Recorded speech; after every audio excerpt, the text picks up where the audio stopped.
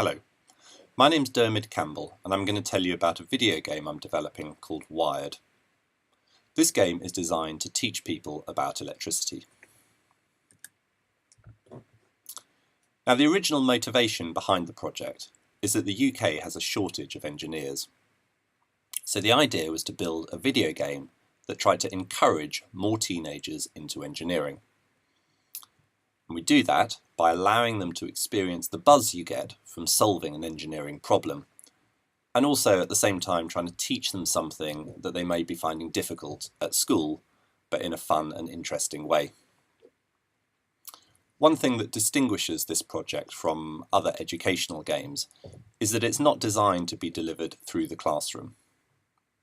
Instead, the plan is to put the game up on gaming websites so that people can choose to download and play it, perhaps instead of some other game they were going to play. But this does mean it needs to be fun, and I mean kind of like genuinely fun. And I'm reminded of a quote, if kids knew as much about physics as they know about Minecraft, we wouldn't have a shortage of engineers.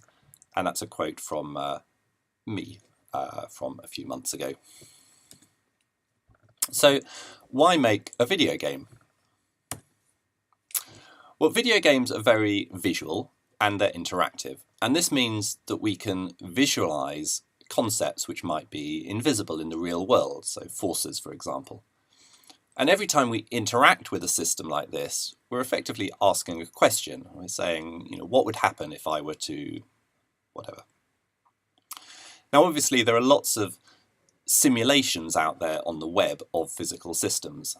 This one I was showing here is from the University of Colorado, and these are great for playing around with. But video games have some added bonuses as well. They allow us to structure a set of challenges which introduce one concept at a time, and also give the player lots and lots of practice with each new concept they encounter. Video games have a whole load of tried and tested motivational techniques that we can apply. So on the second-by-second time frame, we have something called juice. So juice is the kind of ring when Mario picks up a coin, or the hup when the player jumps. It's that visual and audio feedback you get from every tiny little interaction with a game that makes them feel so satisfying. On the minute-by-minute time scale, we have the idea of challenges and rewards. So people may solve a puzzle and then they feel good from having solved it, and that reveals more of the game. And then on a time frame of hours, if you want to, you can have a story in the game as well, which pulls the player in emotionally and motivates them to see the game through to the end. And finally, video games can be delivered digitally and they're completely self-contained. So you don't need a good physics teacher putting everything in context, and people can work through it at their own pace. Why focus on electricity? Well, for many physical phenomena, we have a very direct experience of them. So, for example, moments or projectiles. And this means that when we come to learn the equations that govern these systems, we already have a very strong intuition about how the systems behave, and that intuition guides us in how to apply the equations to solve problems.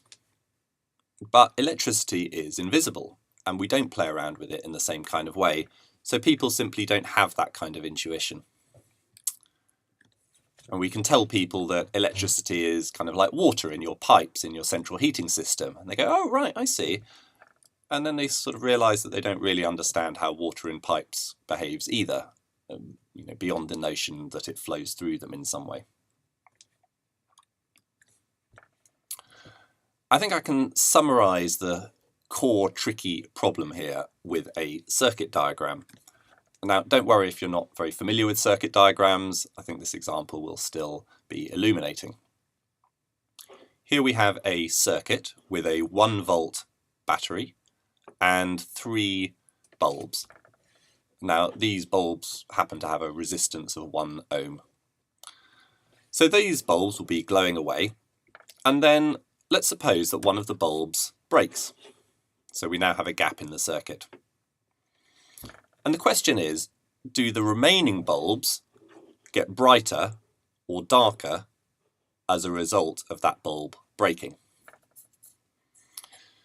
So this feels like quite a straightforward problem, and I suppose you would expect that anyone who's familiar with electricity would just immediately be able to say, oh yes, well obviously this is the answer. But actually it's not that obvious. So how do we go about solving this kind of problem? Well, the way we're taught in schools is that we write out the equations and do some algebra and come up with the answer. And this is fine, but it doesn't really fall into the category of fun that I was trying to get at earlier. So a different way of looking at circuits was developed by a researcher called Peter Cheng, and this is called AVOW diagrams. And the idea here is that every bulb, in this case, can be represented by a rectangle with the current flowing through it being its width and the voltage across it being its height. Now in our case we don't know the voltage and current for this bulb, that's what we're trying to find out. But because they're 1 ohm, we do know that the voltage and the current will be the same in this case. So this will be a square. And the way we construct an AVOW diagram is that we place the squares in the same configuration that the circuit is in, and we stack them up and change their sizes so that we end up with a rectangle with no gaps in it. So we can now say that the total height of the rectangle is 1 volt, because our battery was 1 volt. And this means that we can just look at the diagram and say, well, these are squares, so surely this then must be 1/3 of a volt, this is 2/3 of a volt, this will be 2/3 of an amp flowing through this one. And we can do the same kind of thing with the bottom circuit. In this case there's just 2 bulbs, and they appear on top of each other, and so they must be 1/2 a volt each across them, or 1/2 an amp flowing through them. And now we can answer our question. We can say, well, this bulb started off with a small square and is now a bigger square, so it's got a bigger current flowing through it, so this top bulb got brighter. And this bulb started off with a big square and the square got smaller, so this bulb must have got darker. So once we get familiar with these diagrams, it allows us to answer these kinds of questions in an intuitive way without having to do any algebra. Okay, let's have a look at the game.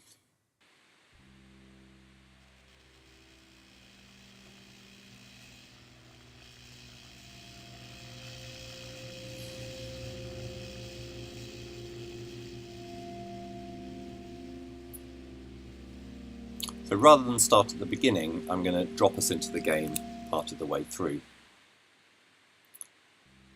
So the game is fundamentally a platformer game. The player controls this character who can run around and jump and climb ladders. But the way out of this room is blocked by this great big door here, which is attached to a machine.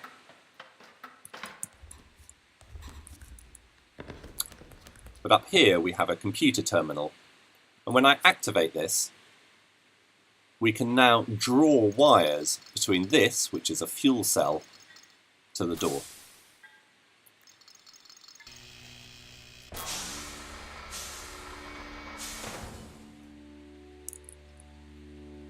As soon as we do this, the door opens.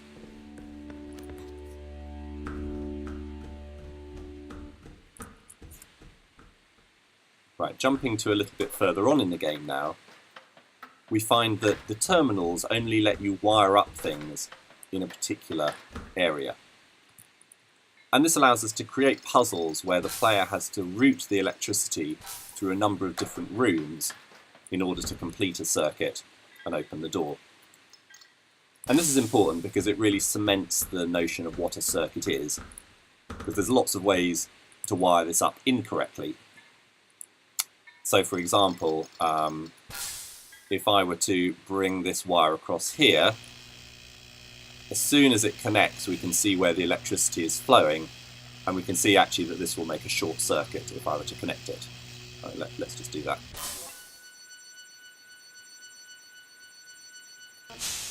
Okay, so let's unplug this, and we'll connect it up the correct way, and we can now get out of the room.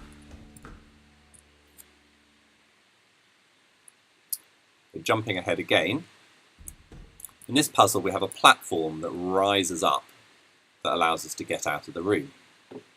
But if we were to just connect it up to the fuel cell straight away, what we find is that we can't get to it in time.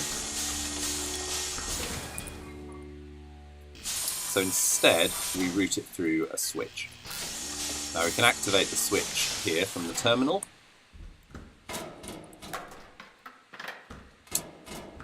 Or we can physically pull it like this.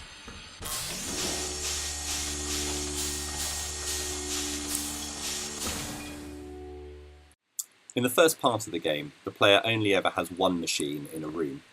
And this is the first time they encounter two machines. They've got to get the platform up and the door open. So they've got to figure out how to connect two machines to one fuel cell.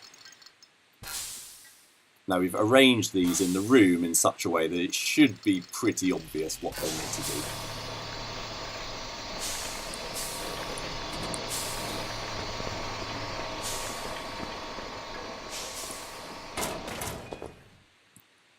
So this is an almost identical puzzle.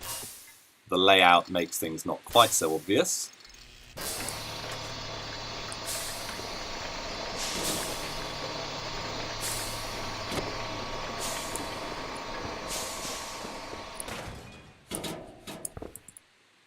And here's another example.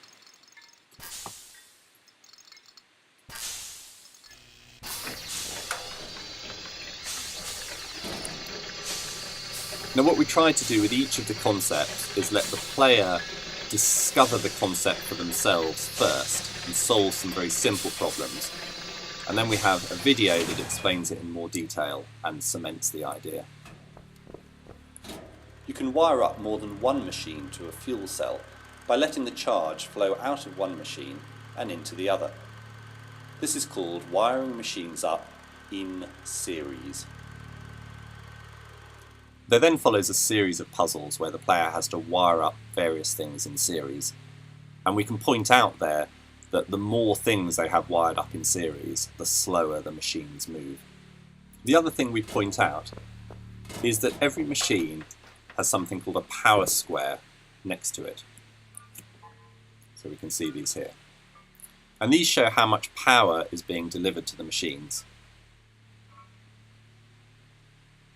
These power squares are also shown inside the fuel cell. And if machines are wired up in series, the power squares are always placed on top of each other. And the reasoning then goes that in order to fit inside the fuel cell, the squares have to be made smaller, which is why the machines are getting less power. So if I were to just wire up one of the machines, that could be a full height square, and the machine would get much more power.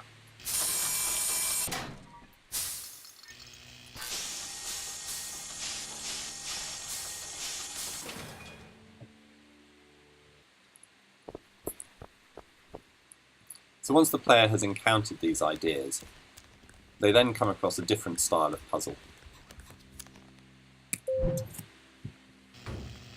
So here, the player can place mechanical squares into the wall. And what they've got to try and do is match the pattern of these metal frames here.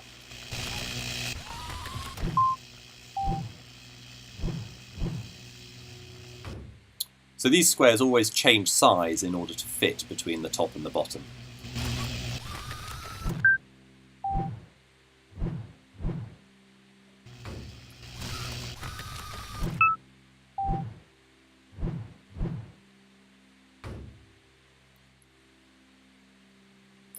So while these are a very different kind of puzzle than the ones the player has been doing up to now, what they're actually doing is interacting with an AVOW diagram. So if you look at the blue sort of sparky lines which are on top of the squares, you can see that this is actually a circuit diagram.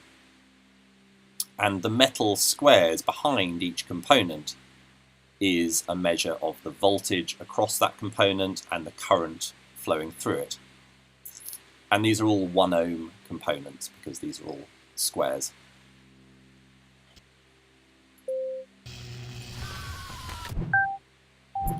So by solving these puzzles, the player is gaining an intuition about how these squares change in size depending on different configurations.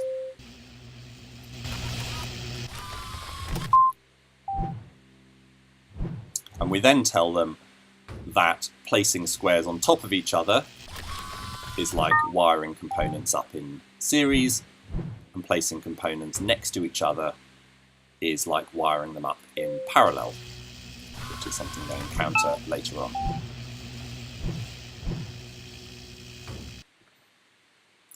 Once the player has got to grips with these kinds of concepts, we can introduce this kind of puzzle. So the player has to get up to the top here, and there are 2 platforms. However, if we were to get onto this first platform and then just get them to rise up,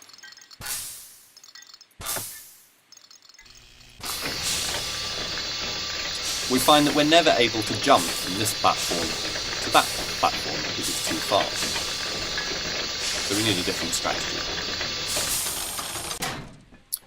What we can do is slow this second one down. And we do that by putting it in series with a resistor.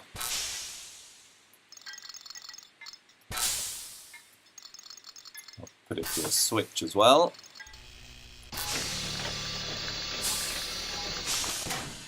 And we can put the other platform in parallel with those. So now when I activate the switch,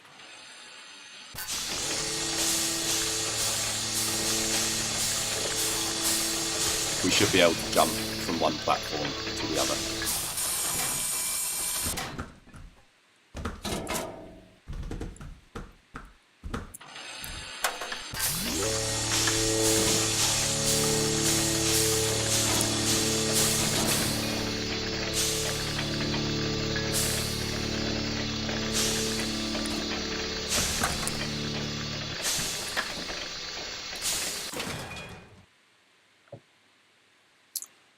So there are a load of other different kinds of machines in the game as well.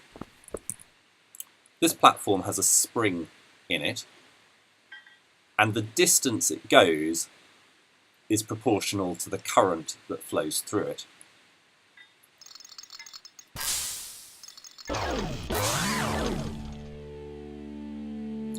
And if we reverse the current,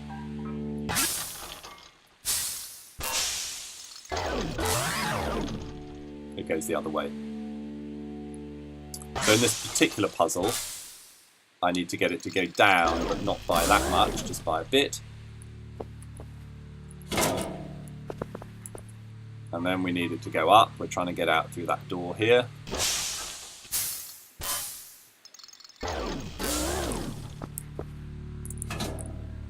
Okay, we need it not to go up quite so much, so let's put another resistor in. So we can see that this platform also has numbers on it. So this allows us to talk about voltages and currents in a more quantitative way.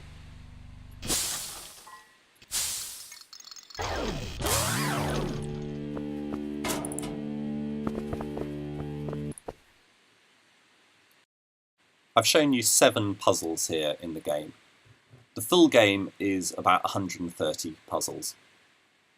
It's playable directly in a modern web browser, say Firefox or Chrome, and you don't need to install any plugins or anything. You can just follow the link and play it. There is a not finished yet version of the game here. If you go to www.wiredthegame.com, you can have a go with it. Send me an email about it. You're very welcome. My email address is shown here.